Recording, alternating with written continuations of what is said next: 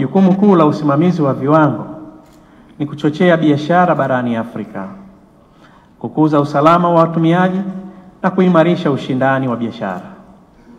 Hivyo ni wazi kuwa mkutano huu utakuwa ni jukwaa muhimu la kubadilishana uzoefu na kuunganisha juhudi zetu katika bara letu la Afrika.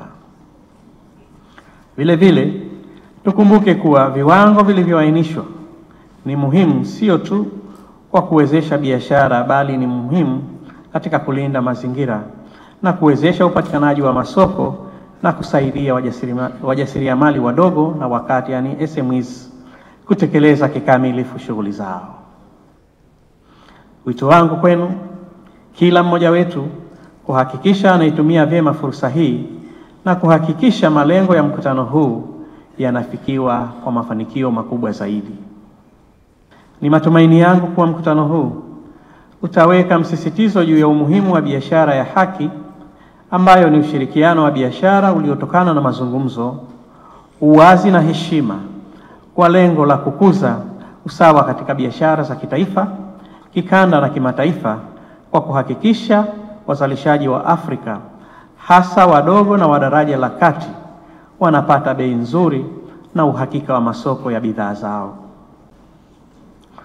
Umuhimu pia utolewe kurahisisha mifumo ya udhibiti ya Afrika kuhusu viwango vya pamoja, uthibitishaji na kanuni za ubora chini ya taasisi kama vile Shirika la Viwango la Tanzania TBS na Taasisi ya Viwango Zanzibar ZBS na Umoja wa Viwango Afrika ARSO, pamoja na miundombinu ya ubora wa bara la Afrika.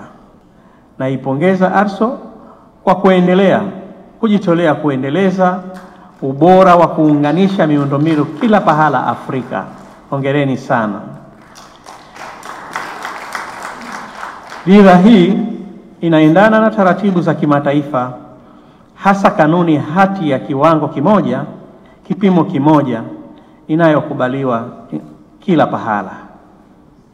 Ni muhimu tuendelee kufanya kazi kwa pamoja kuoanisha mifumo ya udhibiti ya Afrika kwa ufanisi na kwa njia bora zinazochochea ubunifu wa kusaidia ushindani wa bara letu.